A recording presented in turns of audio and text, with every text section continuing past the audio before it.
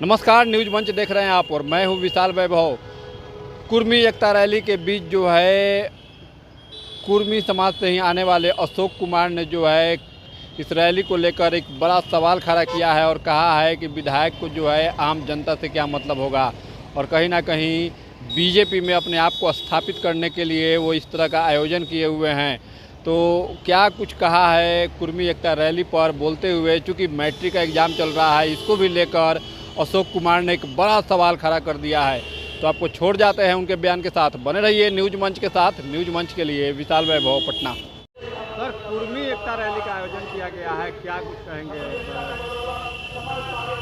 कुर्मी एकता rally निश्चित रूप से यह जो रैली है कुर्मी एकता के नाम पर लाया गया है, लेकिन छत्रपति शिवाजी के जयंती का रूपरेखा आज का तय था, लेकिन लोगों को भ्रम में रख करके कुर्मी एकता का नाम दिया गया है। और इस एकता में मंटू पटेल जी लोगों को बुला करके भिन्न भिन्न जगह से लाए हैं अपने आप को भाजपा में स्थापित करने के लिए। हो सकता है अगर ऐसा नहीं करेंगे तो कल भाजपा इन्हें टिकट नहीं दे सकता है, मेरा ऐसा मानना है।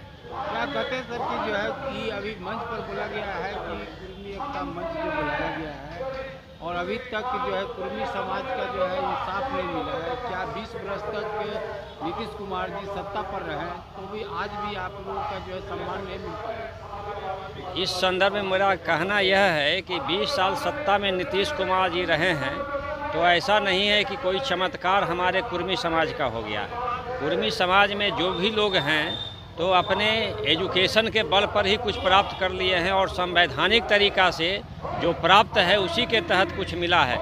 अलग से व्यक्तिगत रूप से नीतीश कुमार जी किसी को कुछ नहीं देने वाले हैं। जो संवैधानिक स्थिति है, कानूनी प्रक्रिया है, जो अम्बेडकर जी ने बनाया, जो अनुसूचित जाति, जनजाति, पिछड़ा वर्ग, जो आरक्षित सीट है, उसी के तहत किसी को कुछ मिल सकता है।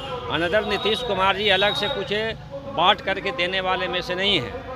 अच्छा, जैसा कि देखा जाता है कि इस रैली में अगर जो पोस्टर लगाए गए हैं, मुख्यमंत्री नीतीश कुमार की तस्वीर है।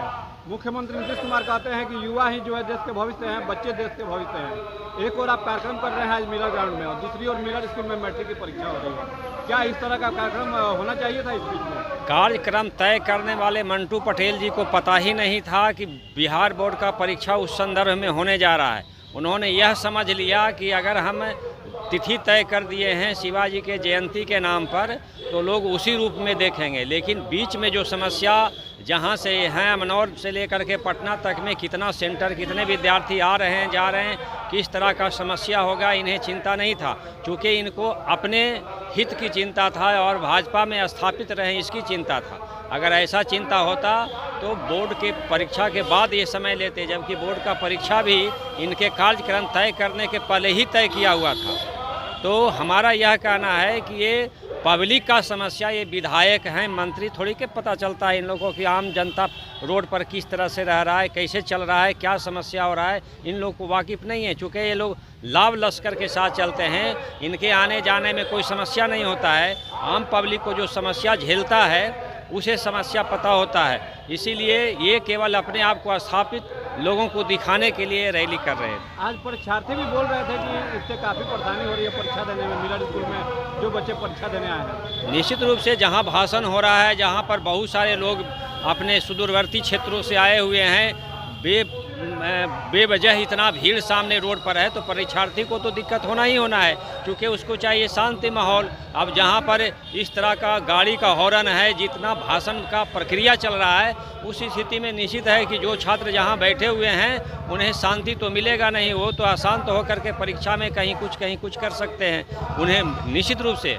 मैं भी एक शिक्षक हूँ और शिक्षक के रहने के चलते उनके समस्या से वाकिफ़ हूँ कि अगर वे परीक्षा दे रहे हैं तो निश्चित रूप से ऐसे माहौल में, ऐसे स्थिति में उन्हें दिक्कत हो रहा होगा। या जो जहाँ भी विद्यार्थी हैं उन्हें आने में, चूँकि विद्यालय परीक्षा समिति 2 शिफ्ट में परीक्षा ले रहा है, तो एक को आने में परेशानी है तो दूसरे को जाने में परेशानी होगा। चूँकि माहौल जो रैली का है, रैली में बहुत सारे गाड़ी बाहर से आए हुए हैं, तो उस स्थिति में दिक्कत तो निश्चित रूप से है। आम पब्लिक को समस्या से ऐसे विधायकों को कुछ लेना देना होता नहीं है, मेरा ऐसा कहना है। सर, ये भी कहा गया है कुर्मी है, महिला है और भी जो भी अन्य जातियाँ हैं, ये कह रहे हैं कि एकता की बात कर रहे हैं और कहते हैं कि जो बटोगे तो कटोगे, ये क्या शब्द का इस्तेमाल किया? ये सब शब्द केवल लोगों को अपने तरफ मोड़ने का प्रक्रिया है और नेताओं का जो भाषण होता है, वक्तव्य होता है, बिना सिंह पुच्छी का होता है। बटोगे, कटोगे, मरोगे, तो इन लोगों को चाहिए था, ये लोग तो बुजदिल जैसे आदमी है, ये लोग को बचा लेना चाहिए था, कटने नहीं देना चाहिए था। तो ये लोग तो न कटेगा न मरेगा, ये लोग तो अपने स्वार्थ में अपने स्वार्थ को जिंदा रखेगा। लेकिन ये बटोगे तो कटोगे ये तो भाजपा के द्वारा दिया गया नारा है, चुनावी नारा अरे है। भाई श्रीमान, ये तो भाजपाई नेता ही है ना, भाजपा के ही विधायक हैं, तो क्या कहेंगे, भाषा तो वही होगा ना, भाषा अनादर थोड़े ही होता है, भाषा तो उसी तरह का बोला जाता है जहाँ पर लोग एकजुट होने के लिए एक माहौल तैयार करते हैं। जब भाजपा में ये हैं तो भाजपा का भाषा बोलेंगे, चूँकि इनको भाजपाई भाषा का तो ज्ञान है, चूँकि जब तक नहीं बोलेंगे तो लोग एकजुट होगा नहीं। इसीलिए ये भाषा अगर भाजपा बोलता है तो निश्चित रूप से ये भाजपा के विधायक हैं और भाजपा की ही बात बोलेंगे। धन्यवाद। मेरा ऐसा कहना है। मैं अशोक कुमार, सीमांचल ब्यूरो चीफ।